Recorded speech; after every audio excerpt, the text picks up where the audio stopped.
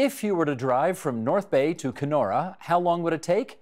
Well, if you guessed 17 hours, you're close. And that's just picturing east to west. The point is, Northern Ontario is a big place, and that's why we've got one hub in the northwest and another in the northeast. And tonight we're pleased to welcome the newest member of the team who will head up our Northeastern Ontario hub.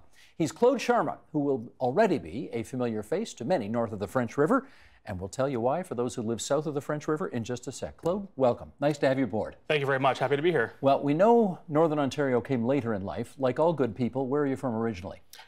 Your neck of the woods. There you go. Born in Hamilton, but raised in Stony Creek. And I moved from Stony Creek to London and then eventually to North Bay at about 24 years old. Yeah, what took you up there? So kind of my foot in the door job when it comes to journalism. After I graduated from Mohawk College, I did a little stint at CHCH behind the scenes. Then I volunteered at First Local in Brantford for Rogers Community Cable. I kind of built up my demo tape there, then applied everywhere. North Bay, Cogeco North Bay News gave me a shot in community cable. I did a number of things there, from anchoring, producing, reporting, and bingo switching, because bingo switching is huge in Northern Ontario. So I got my start in North Bay. And where did you eventually end up from which we stole you? So after North Bay, I was there for 4 years. Then I made the move to CTV Northern Ontario, and it has 4 main areas there. And I got my start at CTV Timmins, so I was there for about a year and a half as a reporter. And then I got moved to CTV North Bay, so back in North Bay, was there for 2 years, and then to Sudbury, 2 years and a bit, and then I applied here to TVO, and now I'm here. Which explains why so many people north of the French River know who you are. I think so, maybe. I think they do. I think they do. So 10 years in Northern Ontario altogether then? Yes. Okay, real good stuff. You have, what kept you up north? Obviously, if you're from down south, a lot of people, you know, will go places to get the experience they need and then want to come down south. You stayed. How come? I thought I was going to be one of those people who was there for a year, own my craft, come back down. But it was a pretty big risk going from a big town of Hamilton to North Bay, a bit of a culture shock away from my family, my friends, close family, close friends. So once I was there for about a year, I fell in love with the North. And I wasn't in a race to get back down south. Yes, I miss my family and my friends, but I stayed in the North, and I kind of made a conscious decision to, you know what, I'm going to be here for a while. So I rented for 9 years. My girlfriend and I just bought a house last year. So putting down roots in Sudbury, kind of living just a little bit outside of the downtown area in Azilda. And the people there too, you know, people are nice everywhere, but up there a little bit more laid back, a bit friendlier, I might say. No offense to people down here. Also too, a big thing, and just being here for the past couple of days, the lack of traffic. You want to compare that to Yonge and Eglinton, the construction up there, the traffic isn't too bad at all. You think we have bad traffic in Toronto? Just a little bit. Just a little bit, That's one thing I don't miss. And the air up there, maybe cleaner. You can see the stars at night. Some may argue with that, but a more laid-back atmosphere, and I fell in love with it kind of after a year. It's easy to love what's going on in Northern Ontario, I agree. A bit of a corny question here, but let's hit it anyway. Why'd you want to be a journalist in the first place? Well, I knew from a really young age this is what I wanted to do. And I give credit to my parents for that, especially my dad. Whenever he'd come home from work, whenever the TV was on, no matter what, it was always on news. Local, national, international news. And I would always sit there and watch it with him. I'd always pick up the Hamilton Spectator in the morning, look through my stats when it comes to sports. And we'd also watch Dateline, Murder Mysteries, Current Affair, Inside Edition, you name it. We're constantly consuming news, and he still does to this day. His news habits have changed a little bit. He's going online a little bit more now, but that's something I knew from a young age. I was kind of lucky too to know that you want to be a journalist. A lot of people nowadays kind of don't know. Even up until 25, 30, they still don't know. I knew pretty much when I was 6, 7, 8 years old.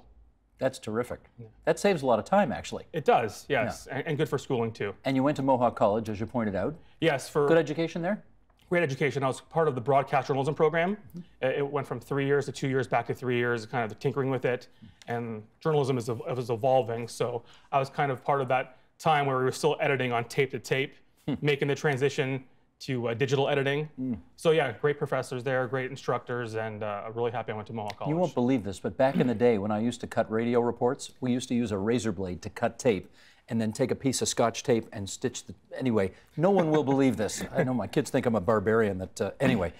That little diversion aside, we have heard from our other hubsters, of course, who are stationed in northwestern, eastern, southwestern Ontario, that local news is in trouble. Obviously, the local newspapers in all of the regions of the province aren't nearly what they were 25 years ago, which is one of the reasons why we think the hubs are so important to kind of fill some of that gap. Do you see that in northeastern Ontario as well?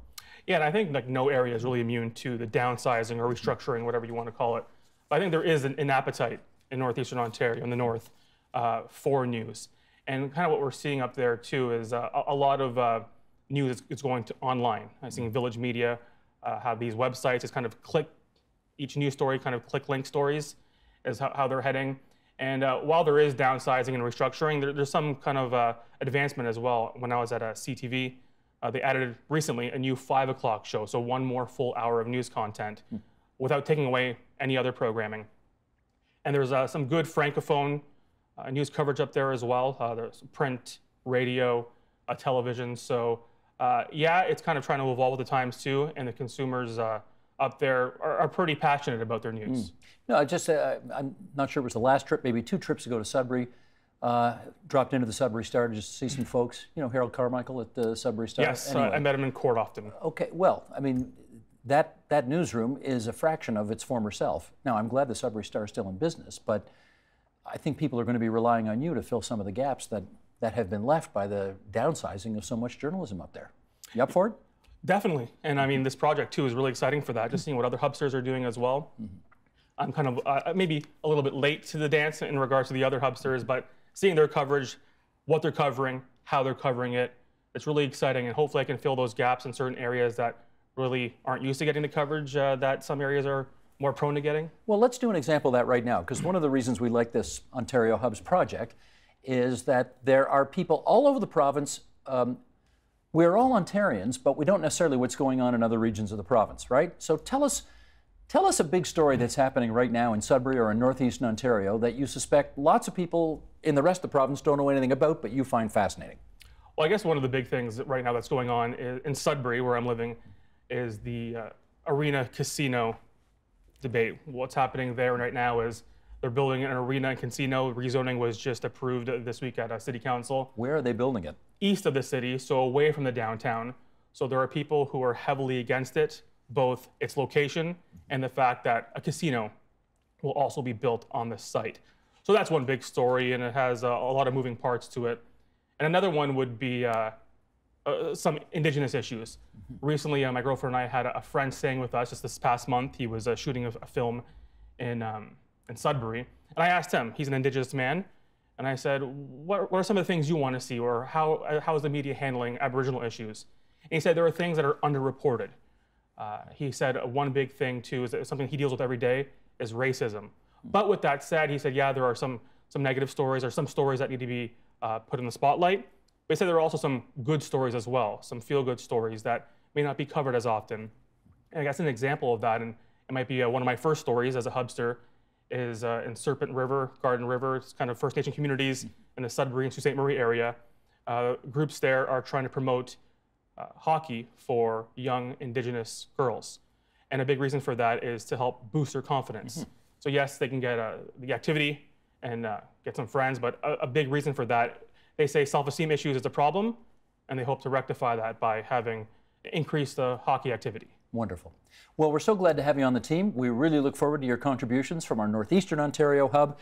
And we'll also look forward to getting some new nicknames. We've got hubsters, we've got hubbies, we've got hubmeisters. If you can come up with something new, chime in at some point. I'm on okay? it. I'm all about nicknames. You're all over that, okay.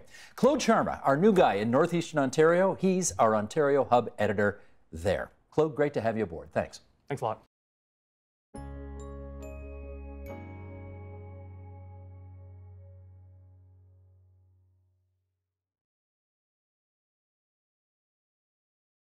The Agenda with Steve Bacon is brought to you by the Chartered Professional Accountants of Ontario, helping businesses stay on the right side of change with strategic thinking, insightful decisions, and business leadership. Are you on the right side of change? Ask an Ontario CPA.